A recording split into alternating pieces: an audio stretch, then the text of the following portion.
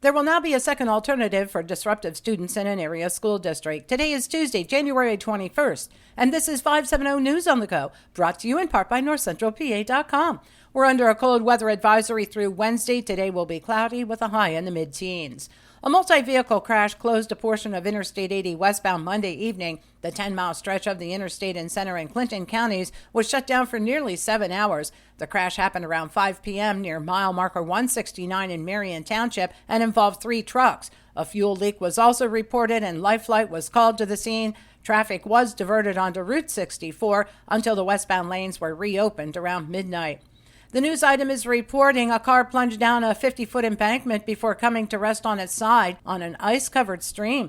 It happened in Upper Augusta Township, Northumberland County, around 3:30 Monday afternoon.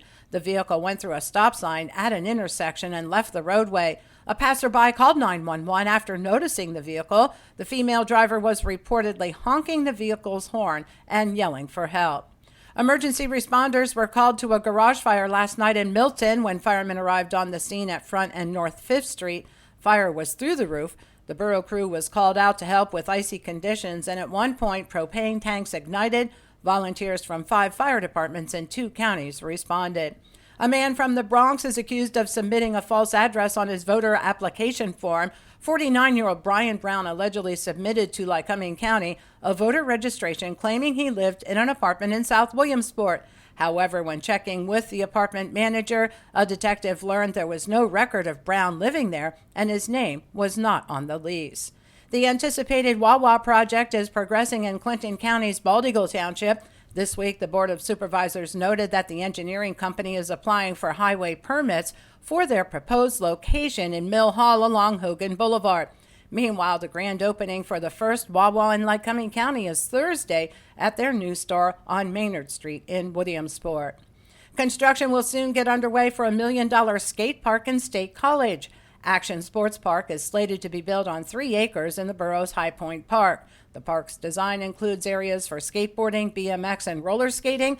The first phase will begin in late March, which will include the excavation work.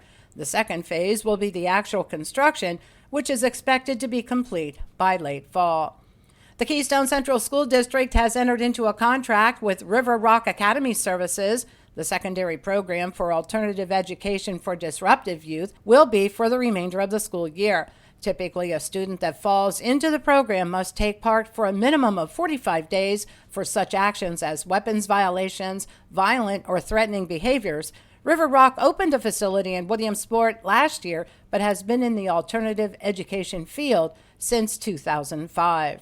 And with frigid temperatures in the forecast, the Clinton County Department of Emergency Services announced that the Nittany Valley Fire Company on Nittany Valley Drive in Lamar will be open as a warming shelter is needed. The news release said whether you're a construction crew working in the cold, a resident whose heat system failed or isn't keeping up, or whatever your situation, don't hesitate to reach out if you need a place to go to keep warm. Although the fire station is not manned 24/7, its members ask that those in need contact the Department of Emergency Services at 570-748-2936. For the latest in news and events, head on over to NorthCentralPA.com. I'm Liz Brady, and you're up to date with 570 News on the Go.